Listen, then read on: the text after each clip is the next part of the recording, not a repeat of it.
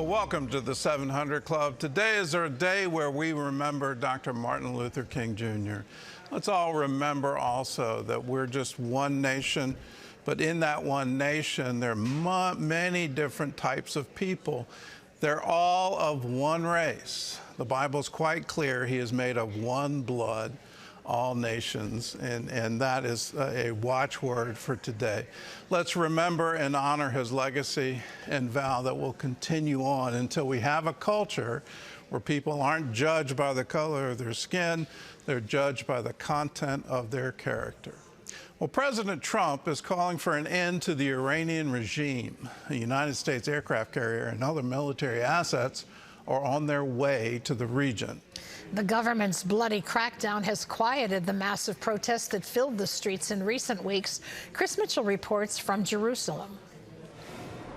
Trump told the online news publication Politico it's time to look for new leadership in Iran and said Ayatollah Khamenei is a sick man who should stop killing people. His comments came after Iran's supreme leader accused Trump of slander and blamed him for the deadly violence inside Iran. The war of words comes as the USS Abraham Lincoln Strike Task Force is just days away from the Middle East. It's part of a military buildup in the region, including F-15s and anti-missile batteries.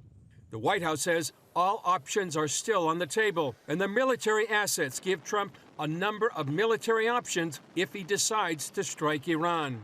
Despite a new internet blackout, horrific reports continue to come out of the regime crushing the protests, including using snipers and chemical weapons against protesters and Revolutionary Guard soldiers executing the injured in hospitals. Sources inside the country say the regime has killed tens of thousands of its own people, and that for now the brutal response and large number of security forces on the streets has quieted the large-scale demonstrations. Over the weekend, hackers took over Iranian TV and broadcast a message from exiled Crown Prince Reza Pahlavi, who some see as a transitional leader if the regime falls. At a Washington, D.C. press conference, Pahlavi said the Islamic regime is close to collapse. Ali Khamenei and his thugs know this. That's why they are lashing out like a wounded animal, desperate to cling to power. The people have not retreated.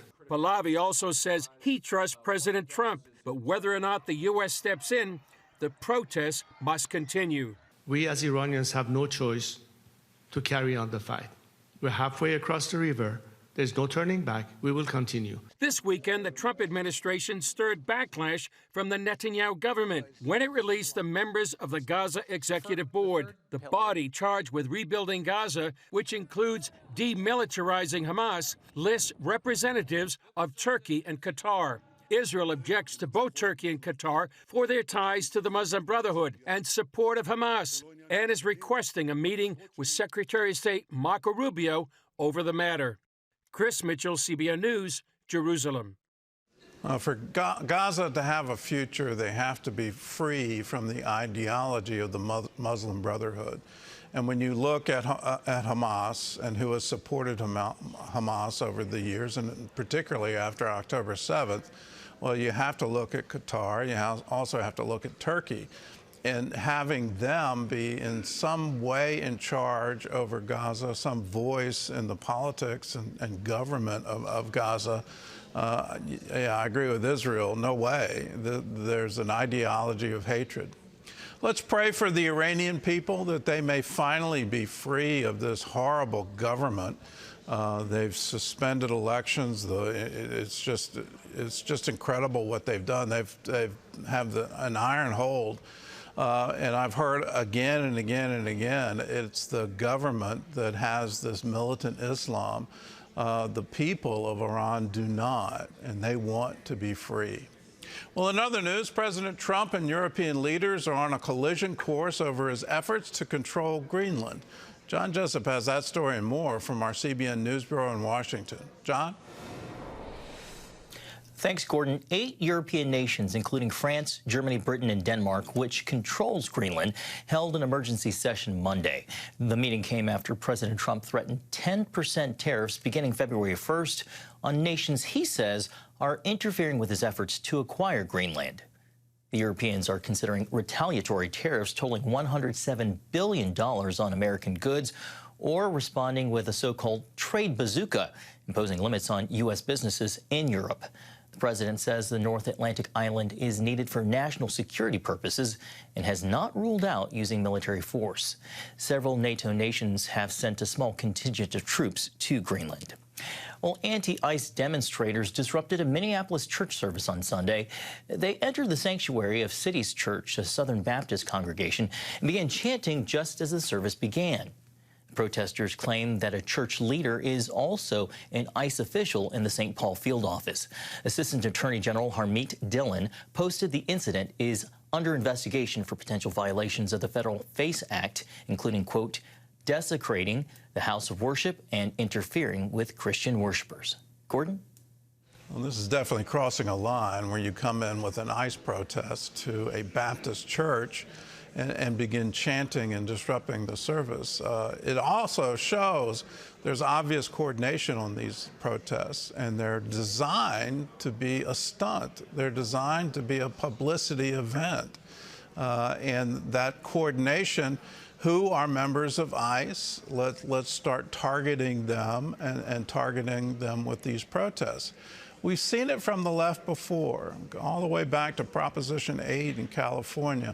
Anyone who contributed money to that was then blacklisted, and you couldn't get a job anymore in Hollywood. You couldn't get a job anymore in Silicon Valley. All kinds of blowback happened because you wanted to stand for traditional marriage. Well, now we're seeing with ICE, and it just justifies why they're wearing these masks and trying to keep their identities secret. If your own civilian population is then going to target you for retribution, well, what else are you supposed to do? We're a nation of laws, and in that nation of laws, there are laws against illegal immigration. That's why we call it illegal immigration. And in enforcing those laws, we can't expect the illegal immigrant to willingly say, well, I'll just pack up and leave, and sorry that I broke the law. We've deported over 500,000 people in just a few months, 12 months. And it's now into stages where, am I uncomfortable with some of the tactics of ICE? Yes. Did ICE invade a church service in North Carolina? Yes.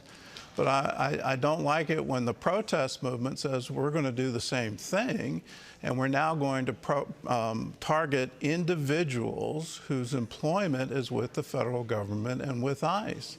That's not a culture that we need to in any way encourage. That shouldn't be happening. It shouldn't be happening right here in the United States.